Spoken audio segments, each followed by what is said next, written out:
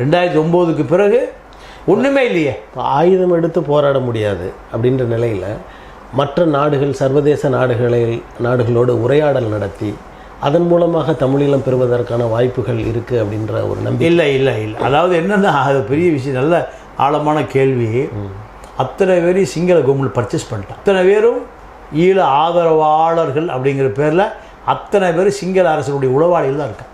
தமிழ்நாட்டிலையும் இருக்கான்.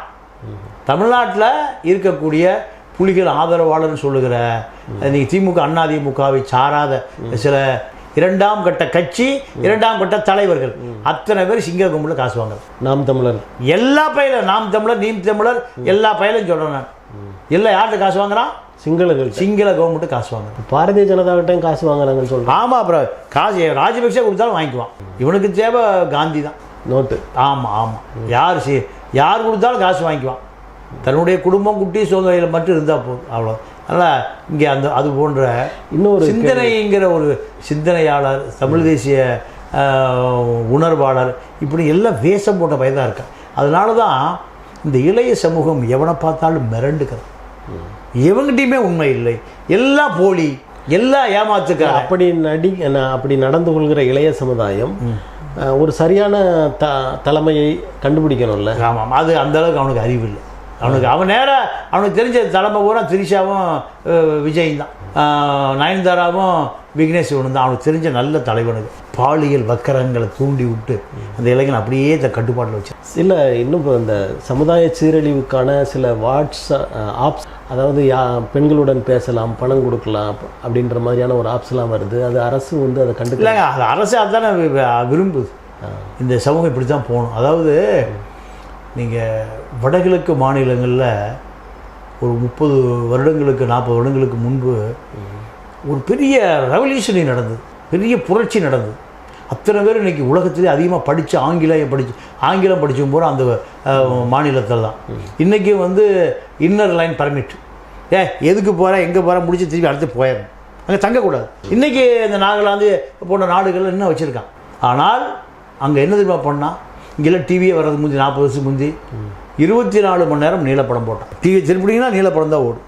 எங்கே திரும்பினாலும் மதுக்கடைகளை வச்சான். இந்த இளைஞர்களை இப்படி தான் காயடி. இது அரசு பண்ணது, அரசே செய்தது.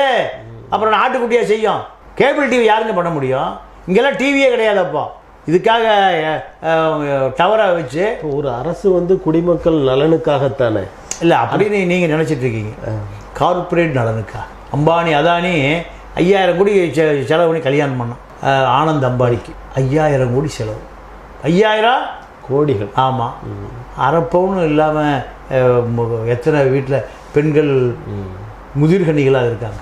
அப்போது கார்பரேட்டு வசதியாக வாழ்வதற்கு இவன் உழைச்சி, இவனை எதிர்த்து கேட்டீங்கன்னா சுட்டுருவான், இவனை எதிர்த்து கேட்டீங்கன்னா ஜெயிலில் குண்டாசு முடிச்சு போட்டுருவான். இப்போ இதுதான் தலைவிதியாக இந்த வேறு இவனுக்கு அறிவே வரக்கூடாதுன்னு வச்சுருக்கா சார். இவனுக்கு அரசியலே தெரிந்து விடக்கூடாது, இவன் கார்பரேட்டுக்கு அடிமையாக இருக்கணும். இதுதான் இந்த அரசியல். இது அம்பேத்கரும் பெரியாரும் ஜோதிபாய் புலே போன்ற தலைவர்கள்லாம் உடைக்கிறாங்க. உடைத்தவர்களுடைய சிஷியம் பூரா நேராக ஆர்எஸ்எஸ் சேர்ந்துக்கிறான், கார்பரேட்டாக மாறிக்கிறான். பெரியாரை காலி பண்ணதே அண்ணாதுரை தான் காலி பண்ணுறாரு. பெரியார் போட்டு வைத்திருந்த 50 லட்சம் கருப்பு சட்டையை கழித்ததே அண்ணாதுரை தானே. அண்ணாதுரை யார்? பெரியாருடைய சிஷியன். அப்போது இங்கே அவன் சந்தோஷமாக இருக்கான். அவளை அவனை அழைச்சி முடிச்சிட்டான்டா. அவனுடைய ஆளே அவனை காலி பண்ணிட்டாயா, நமக்கு வேலை இல்லை. முத்துக்குமார் முட்டாப்பைய மரணி ஊற்றிட்டு சாவுறான். அன்றைக்கி எல்லா அவளும் பீர் அடிச்சுட்டு மாட்டுக்கறி சாப்பிட்டு சவுளையுமா இருக்கான். நமக்கான எதிர்ப்பை அவனே செத்து போகிறாயா. நமக்கான எதிர்ப்பை இந்த பயலுக்கு மேக்கப்புக்கு போட்டு இப்போ பவுடர் அடித்து சென்ட்லாம் அடித்து போய் மழை விளைய வச்சு போட்டோ எடுத்து வீட்டுக்கு போய் அன்றைக்கி சரக்கு அடித்து படுத்துக்கும். இதுதான் திராவிட இயக்கம். அப்புறம் எங்கே இந்த சமூகம் விழிப்பு அடையும்? இந்த சமூகம் எங்கே புரட்சி பண்ணும், எங்கே போராடும்? அதுக்கான வாய்ப்புகள்லாம் ஒன்றும் இல்லை. இந்த 2026 தேர்தல் இதில் ஏதாவது ஒரு குடிமக்களுக்கு தேவையான மாற்றங்கள் நிகழ்வதற்கான வாய்ப்புகள் 100% இல்லை.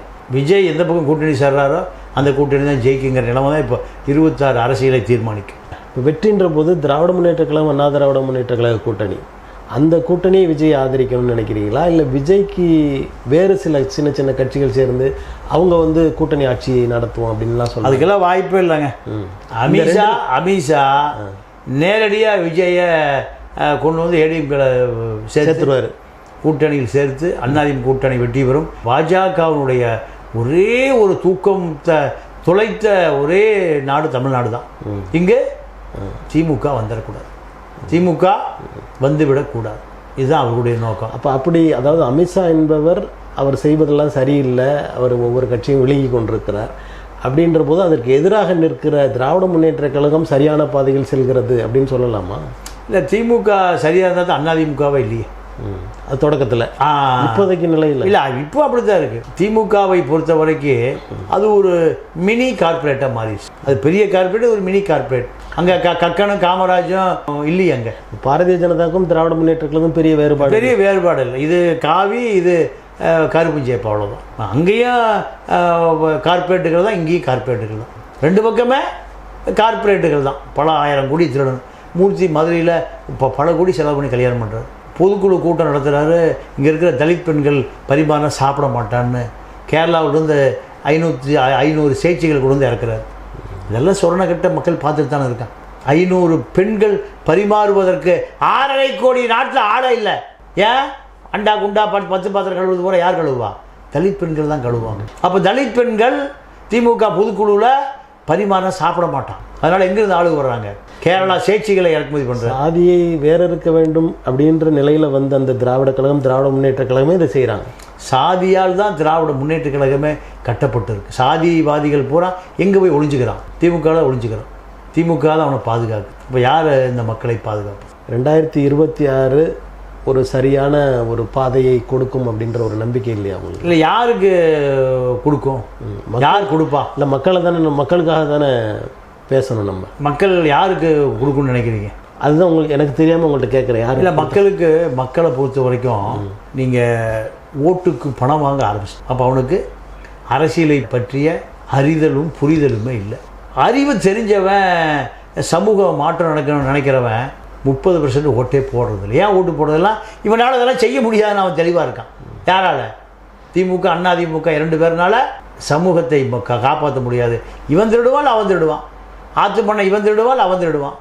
டெய்லி 2000 லாரி கேரளாவுக்கு, கர்நாடகாவுக்கு திமுக ஓட்டுவான், அதிமுக ஓட்டுவான். இந்த இருவரை தவிர பாரதிய ஜனதா கட்சியில் ஆட்சி அதிகாரம் வந்தால் எப்படி இருக்கும்னு நினைக்கிறீங்க? அது ஒரு கார்பரேட்டாக தான் இருக்கும், அவ்வளோதான். டெல்லியில் இப்போ அது பெரிய கார்பரேட்டு, இது ஒரு சின்ன கார்பரேட்டாக இருக்கும், அவ்வளோதான்.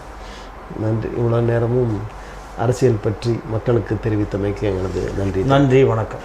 நேயர்களே, அடுத்த நிகழ்வில் சந்திப்போம். நன்றி, வணக்கம்.